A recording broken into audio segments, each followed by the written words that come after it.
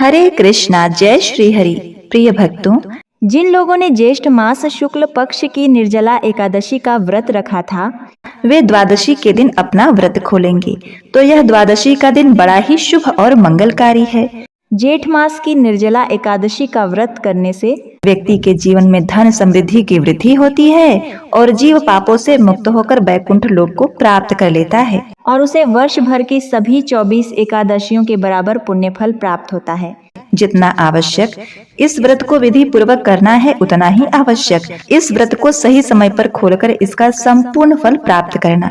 जेठ मास की निर्जला एकादशी का व्रत खोलने के लिए एकादशी तिथि का समाप्त होना आवश्यक है। जिन भक्तों ने 25 जून को निर्जला एकादशी का व्रत रखा है, वे 26 जून शुक्रवार को एकादशी व्रत का पारण करेंगे।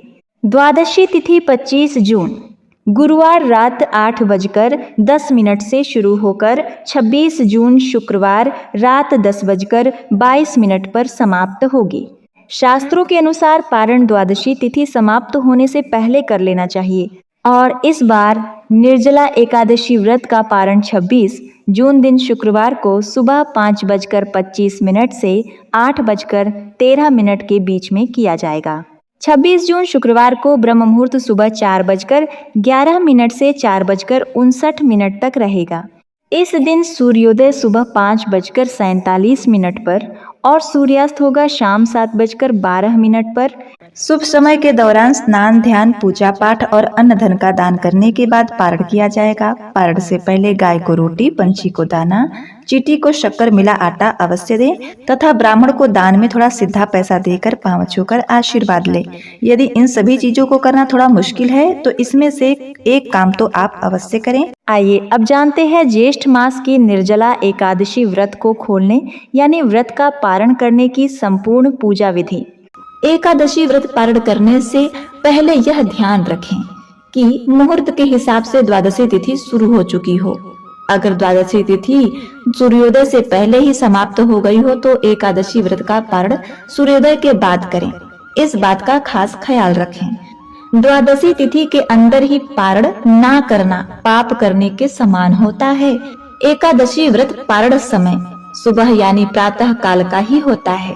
व्रत करने वाले श्रद्धालुओं को मध्याह्न अर्थात दोपहर में व्रत को तोड़ने से बचना चाहिए। अगर किसी कारण से कोई प्रातः काल में पारण नहीं कर पाया है तो उसे फिर मध्याह्न यानी दोपहर के बाद ही एकादशी के व्रत का पारण करना चाहिए। एकादशी के अगले दिन सुबह जल्दी उठकर पहले स्नान करके तुलसी देवी को जल अर्पित करें। द्वादशी तिथि पर सबसे पहले तुलसी देवी को जल देना आवश्यक है। फिर तुलसी महारानी को फूल चढ़ाएं और उनकी आरती करें। आरती करके उनकी 7 बार परिक्रमा करें और जब विष्णु जी की पूजा के लिए तुलसी देवी के कुछ पत्ते ले लें जो नीचे गिरे हुए हो। ध्यान रहे, पुराणों में कहा गया है कि द्वादशी तिथि को तुलसी दल पत्र तोड़ने पर ब्रह्म हत्या का पाप लगता है, क्योंकि एक बार गलती से ही माता सीता से भी द्वादशी के दिन ही तुलसी पत्र टूट गया था तो उन्हें भी इसका प्रायश्चित करना पड़ा। इसीलिए 1 या 2 दिन पुराना तुलसी दल धोकर उपयोग कर सकते हैं या चढ़ाया हुआ भी दोबारा धोकर चढ़ा सकते हैं। अब भगवान विष्णु को स्नान करवा के उनका पीले वस्त्रों से श्रृंगार करें। उनको पीले फूल, तुलसी पत्र चढ़ाएं। फिर भगवान विष्णु की आरती करें और आरती के बाद जाने अनजाने में एकादशी व्रत के दौरान आपसे हुई छोटी मोटी गलतियों की करुणामयी भगवान श्री हरि विष्णु से क्षमा मांगे। भगवान विष्णु से क्षमा मांगते हुए उनको यह मंत्र बोलना चाहिए, कृष्णाय वासुदेवाय हरे परमात्मने प्रणतः क्लेशनाशाय गोविंदाय नमो नमः। और तुलसी देवी को जल अर्पित करते समय यह मंत्र बोलें, हरि प्रसाद जननी सुख सौभाग्य वर्धनी याधि व्याधि हरा देवी तुलसी त्वं नमस्तुते। इस मंत्र को अपनी पूजा खत्म होने के बाद आपको 7 बार बोलना चाहिए। इसके बाद भगवान विष्णु से यह एकादशी व्रत स्वीकार करने की प्रार्थना करें। आइए अब जानते हैं कि क्या खाकर आपको एकादशी का व्रत खोलना चाहिए। द्वादशी के दिन भगवान विष्णु जी को घर पर सात्विक तरीके से बनाए हुए पकवानों का ही भोग लगाएं। यह पकवान मीठे या नमकीन दोनों हो सकते हैं। यदि आप द्वादशी के दिन मीठे चावलों का भोग भगवान श्री हरि विष्णु को लगा सके तो यह और भी अधिक शुभ होगा, क्योंकि द्वादशी के दिन पीले या मीठे चावल खाना बेहद शुभ माना जाता है और एकादशी व्रत में चावल खाने पर रोक होती है। इसलिए द्वादशी व्रत को खोलते समय चावल खाकर ही व्रत खोलने का नियम है। मान्यता है एकादशी के दिन चावल खाने से शरीर छोड़ने के बाद वह मनुष्य रेंगने वाले कीड़े के रूप में जन्म लेता है। आपको एकादशी व्रत का पारण करने के लिए पकाए जा रहे भोजन में गाय के शुद्ध देशी घी का प्रयोग जरूर करना चाहिए। यह सेहत के लिए भी अच्छा होता है और इसमें शुद्धता भी होती है। इसलिए एकादशी व्रत का पारण करने के दौरान आप आंवला भी खा सकते हैं। सूखा आंवला हो तो उसे भी भिगोकर खा सकते हैं, उसका चूर्ण भी खा सकते हैं। आंवला खाकर एकादशी व्रत खोलना भी बहुत शुभ होगा। इससे आपको अखंड सौभाग्य, निरोगी स्वस्थ शरीर और संतान सुख की प्राप्ति होगी। आप द्वादशी के दिन एकादशी व्रत खोलने के लिए जो भी सात्विक भोजन बनाएं, उसी भोग और भगवान श्री हरि विष्णु को चढ़ाई गई तुलसी की पत्ते को पानी के साथ लेकर ही अपना व्रत खोलें।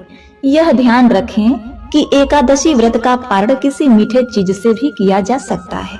व्रत के पारण के लिए आप भगवान श्री हरि विष्णु को भोग में मिठाई और मौसमी फल भी दे सकते हैं।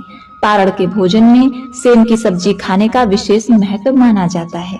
विशेष तौर पर एकादशी के व्रत में सेम को कफ और पित्त का नाशक माना गया है। ऐसे में एकादशी व्रत का पारण करते समय सेम को एक अच्छे भोज्य पदार्थ के रूप में देखा और माना जाता है। पारण के दौरान आप सूखे मेवे जैसे कि बादाम, पिस्ता, अखरोट और किशमिश भी खा सकते हैं। इसके अलावा दूध और दूध से बनी मिठाइयाँ या चीजें भी एकादशी के पारण में खाई जा सकती हैं। और प्रिय भक्तगणों, एकादशी व्रत पारण के दिन तुलसी माता की और लक्ष्मी माता की कथाओं को सुनने से ही व्रत पूर्ण माना जाता है और समस्त मनोकामनाएं पूर्ण होती हैं।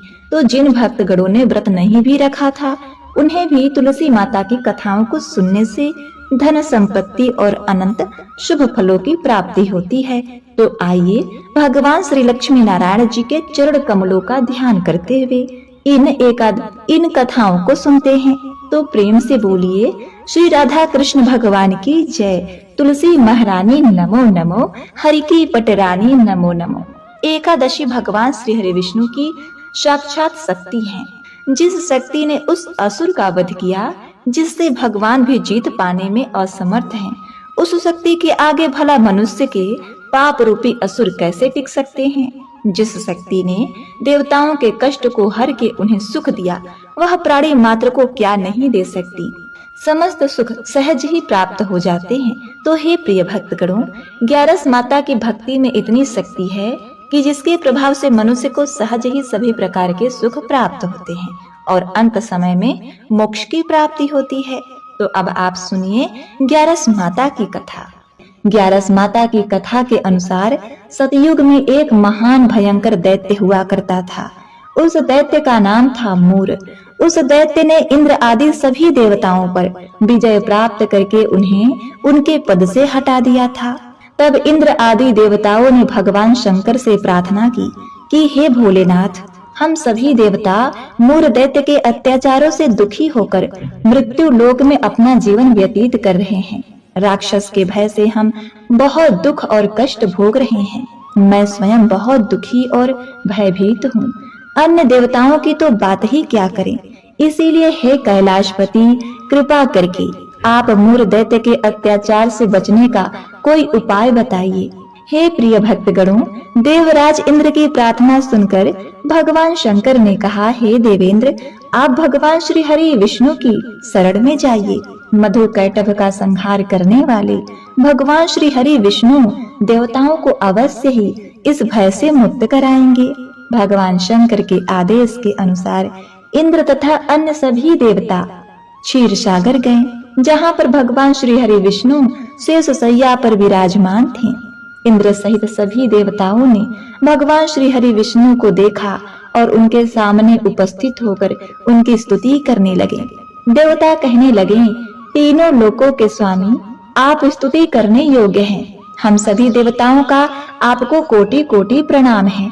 हे दैत्यों के संहारक, हम आपकी शरण में हैं। आप हमारी रक्षा करें। हे त्रिलोकपति, हम सभी देवता दैत्यों के अत्याचार से भयभीत होकर आपकी शरण में आए हैं। इस समय दैत्यों ने हमें स्वर्ग से निकाल दिया है और हम सभी देवता बड़ी ही दयनीय स्थिति में मृत्यु लोक में घूम रहे हैं। अब आप ही हमारे रक्षक हैं, हमारी रक्षा करें। हे जगन्नाथ, आप हमारी रक्षा करें। देवताओं की करुण पुकार सुनकर भगवान श्री हरि विष्णु बोले, हे देवगणों, वह कौन सा दैत्य है जिसने देवताओं को जीत लिया है? आप सभी देवगण उसके भय से पृथ्वी लोक में भटक रहे हैं। क्या वह दैत्य इतना बलवान है जिसने इंद्र सहित सभी देवताओं को जीत लिया है? तुम निर्भय होकर मुझे सब हाल बताओ। भगवान श्री हरि विष्णु के इन स्नेहमय वचनों को सुनकर देवेंद्र ने कहा, हे प्रभु, प्राचीन काल में ब्रह्म वंश में नाड़ी जगम नाम का एक असुर था। उसका मुर नामक एक पुत्र है जो चंद्रवती नगरी में निवास करता है, जिसने अपने बल से मृत्यु लोक और देवलोक को जीत लिया है और सभी देवताओं को देवलोक से निकालकर अपने दैत्य कुल के असुरों को इंद्र, अग्नि, यम, वरुण, चंद्रमा आदि सभी को लोकपाल बना दिया है। वह स्वयं सूर्य बनकर पृथ्वी को तपाता है और स्वयं मेघ बनकर जल की वर्षा करता है। इसीलिए आप इस बलशाली भयानक असुर का संहार करके देवताओं की रक्षा करें। देवेंद्र के मुख से ऐसे वचन सुनकर भगवान श्री हरि विष्णु बोले, हे देवताओं, मैं आपके शत्रु का शीघ्र ही संहार करूंगा। आप सभी इसी समय मेरे साथ चंद्रवती नगरी चलिए।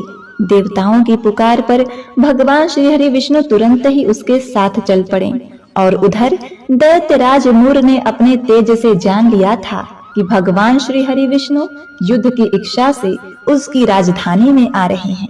इसीलिए अपने राक्षस योद्धा के साथ वह भी युद्ध भूमि में जाकर गरजने लगा। देखते ही देखते युद्ध आरंभ हो गया।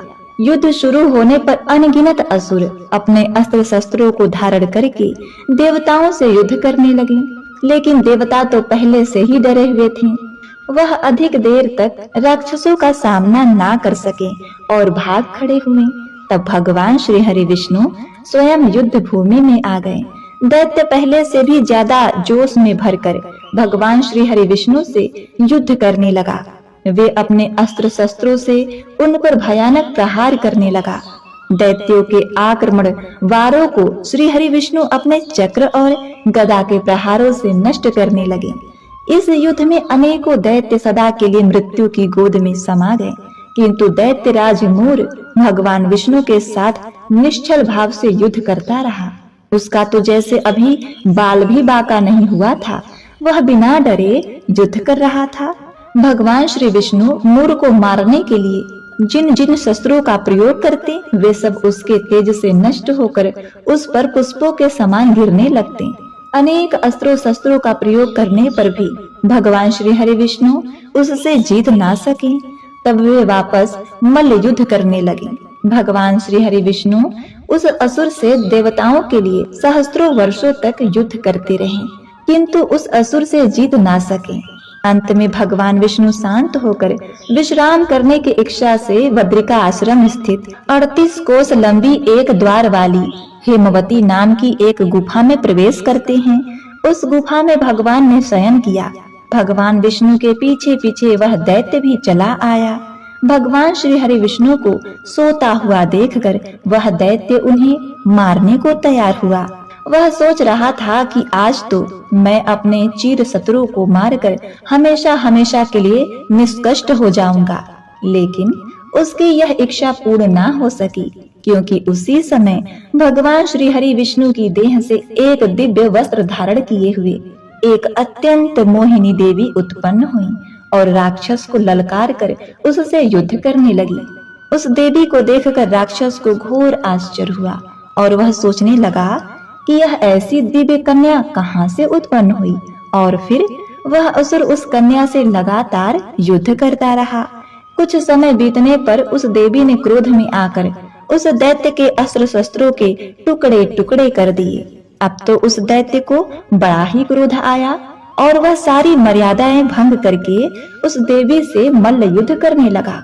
उस तेजस्वी कन्या ने उसको धक्का मारकर मूर्छित कर दिया और उसकी मूर्छा टूटने से पूर्व ही उसका सिर काटकर धड़ से अलग कर दिया और सिर कटते ही वह असुर धरती पर गिरकर मृत्यु को प्राप्त हुआ। बाकी बचे हुए असुर अपने राजा का ऐसा दुखद अंत देखकर भयभीत होकर पाताल लोक में भाग गए। भगवान श्री हरि विष्णु जब निद्रा से जागे तो उस असुर को मरा हुआ देखकर उन्हें घोर आश्चर्य हुआ और वे सोचने लगे कि इस महाबली को किसने मारा है। तब वह तेजस्वी कन्या श्री हरि से हाथ जोड़कर बोली, हे जगदीश्वर, यह असुर आपको मारने को तत्पर था, तब मैंने आपके शरीर से उत्पन्न होकर इस असुर का वध किया है। देवी की बात सुनकर भगवान श्री विष्णु बोले कि तुमने इस असुर को मारा है, इसीलिए हे देवी मैं तुमसे अत्यंत प्रसन्न हूँ। इसे मारकर तुमने तीनों लोकों के देवताओं के कष्ट को हरा है, इसलिए तुम अपनी इच्छा अनुसार वरदान मांग लो, मैं तुम्हारी प्रत्येक इच्छा को पूर्ण करूंगा। भगवान की बात सुनकर वह देवी बोली, हे प्रभु, मुझे यह वरदान दीजिए कि जो भी मनुष्य या देव मेरा व्रत करे उसके सभी पाप नष्ट हो जाएं और अंत में उसे स्वर्ग लोक की प्राप्ति हो। मेरे व्रत का आधा फल रात्रि को मिले और आधा फल एक समय भोजन करने वाले को मिले। जो श्रद्धालु भक्ति पूर्वक मेरे व्रत को करे वे निश्चय ही वैकुंठ लोक को प्राप्त करें। जो मनुष्य मेरे व्रत में दिन तथा रात्रि को एक बार भोजन करे वह धन धान से भरपूर रहे। कृपया करके मुझे वरदान दीजिए। भगवान श्री हरि विष्णु ने कहा, हे देवी, ऐसा ही होगा। मेरे और तुम्हारे भक्त एक ही होंगे और अंत में संसार में प्रसिद्धि को प्राप्त होकर मेरे लोक को प्राप्त होंगे। हे कल्याणी, तुम एकादशी को पैदा हुई हो, इसीलिए तुम्हारा नाम भी एकादशी हुआ तथा जो मनुष्य इस दिन व्रत करेंगे उसके समस्त पाप समूल नष्ट हो जाएंगे। तुम मेरे लिए अब तीज, अष्टमी, नवमी और 14 से भी अधिक प्रिय हो। तुम्हारे व्रत का फल सभी तीर्थों के फल से भी महान होगा। यह मेरा अष्टांग कथन है। इतना कहकर भगवान श्री हरि विष्णु उसी स्थान पर अंतर ध्यान हो गए। तो सभी प्रेम से बोलिए, एकादशी माता और विष्णु भगवान की जय। प्रिय भक्तगणों, आइए अब सभी मनोकामनाओं को पूर्ण करने वाली तुलसी माता की बड़ी ही पावन कथा को श्रवण करते हैं। एक गांव में एक बुजुर्ग महिला रहा करती थी। वह बहुत ही पूजा पाठ करती थी। वह रोज तुलसी माता की पूजा करती थी और वह बुजुर्ग मैया रोज तुलसी माता से कहती, हे तुलसी माँ, तुम मुझे बहू दे, पीतांबर की धोती दे, मीठा मीठा घास दे, बैकुंठ में वास दे, चटक की चाल दे, पटक की मौत दे, चंदन का काठ दे, रानी सा राज दे, दाल भात का भोजन दे, 11 की मौत दे और कृष्ण जी का कंधा दे। वह बूढ़ी मैया हर महीने में तुलसी माता की रोज पूजा करती और उनके विरले को रोज सींचती। तुलसी माता बुजुर्ग मैया की बात को सुनकर धीरे धीरे सूखने लगी। तभी भगवान श्री कृष्ण जी ने देखा कि तुलसी माता सूख रही हैं और तभी एक दिन भगवान श्री कृष्ण तुलसी माता के सामने प्रकट हुए और भगवान श्री कृष्ण जी ने तुलसी माता से पूछा, हे तुलसी, तुम क्यों सूख रही हो? सभी महिलाएं तुम्हारी पूजा करती हैं और तुमको रोज सींचती हैं, लेकिन फिर भी तुम सूखती जा रही हो, इसका क्या कारण है?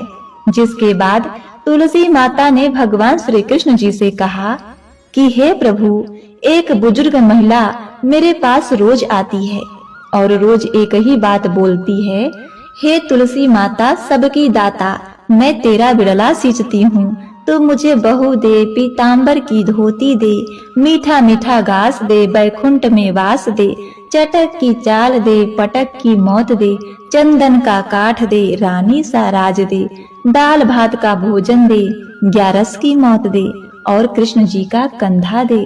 प्रभु, मैं उस बुजुर्ग महिला की सारी मनोकामनाएं पूरी कर सकती हूँ, लेकिन उसकी एक मनोकामना पूरी नहीं कर सकती। मैं कृष्ण जी का कंधा कहाँ से दूंगी?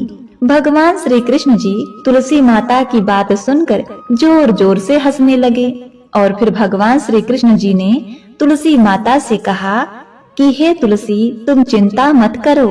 जब वह बुजुर्ग महिला की मृत्यु होगी तब मौके पर मैं और आप ही कंधा देंगे।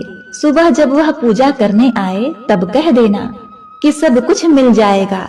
कुछ दिनों बाद वह बूढ़ी मैया ठोकर खाकर रास्ते में गिरकर मर गई। पूरे गांव के सभी लोग आए और उस मैया को सभी लोग धर्मात्मा मानते थे। उसको तुलसी जी की डोकरी कहते थे, अर्थात भक्तिन कहते थे।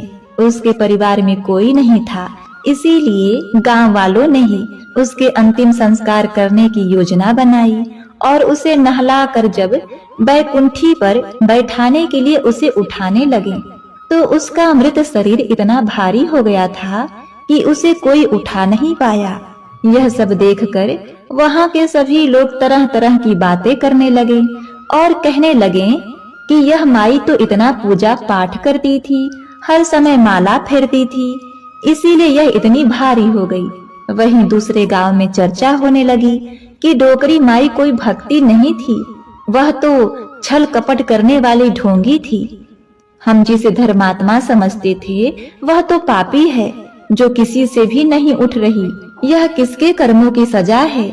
इधर भगवान ने सोचा मेरे भक्त की निंदा हो रही है, इसीलिए भगवान ने बूढ़े ब्राह्मण का वेश धारण करके वहां पर आए और वहां पर एकत्रित लोगों से पूछने लगे यहाँ पर इतनी भीड़ क्यों लगी है, जिससे लोग कहने लगे कि यह बूढ़ी माई मर गई है और पाप इतना था कि जिससे यह उठ नहीं पा रही है।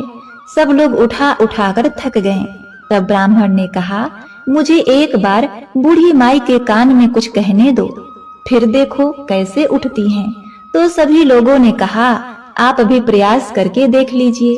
तब भगवान ने उस बूढ़ी मैया के कानों में कहा हे बूढ़ी माई, देखो मैं आ गया। जो बूढ़ी माई पूजा करते समय शब्द कहती थी वही शब्द उसके कानों में कहने लगे, हे बुढ़िया माई, तू बिड़ला सींचती है मेरा, मैं करूँ निस्तार तेरा। हे बुढ़िया माई, बहू ले, बेटा ले, पोता ले, पोती ले, लड्डू ले, पीतांबर की धोती ले, गहना ले, घी का घड़ा ले, मीठा मीठा खीर ले और दाल भात का भोजन ले, धन ले, दौलत ले, तुलसी का पत्ता ले, मुंह में गंगा जल ले, 11 के दिन चंदन का काठ ले, श्री कृष्ण जी का कंधा ले। इतना सुनते ही बुढ़िया माई हल्की हो गई। भगवान ने बोला आओ इसको उठाओ। भगवान ने हाथ लगाया तो बुढ़िया माई उठ गई। सबको बड़ा आश्चर्य हुआ। उसे खूब धूमधाम से ले जाया गया। भगवान उसे अपने कंधे पर ले गए। पूरे गांव में इसकी चर्चा होने लगी। जिससे उसको मुक्ति मिल गई वह बैकुंठ में चली गई। सब लोग देखते रह गए। सभी लोग ने देखा शमशान घाट तक तो ब्राह्मण साथ ही आया था, लेकिन अब वह दिखाई नहीं दे रहा। इससे लोगों को समझ में आ गया वह कोई और नहीं स्वयं भगवान ही बूढ़े ब्राह्मण के रूप में आए थे। तो बोलिए श्री राधा कृष्ण भगवान की जय, बोलिए श्री तुलसी शालीग्राम भगवान की जय। प्रिय भक्तगणों, अब आइए श्रवण करते हैं सभी मनोकामनाओं को पूर्ण करने वाली भगवान श्री विष्णु जी की आरती। ओम जय जगदीश हरे, स्वामी जय जगदीश हरे।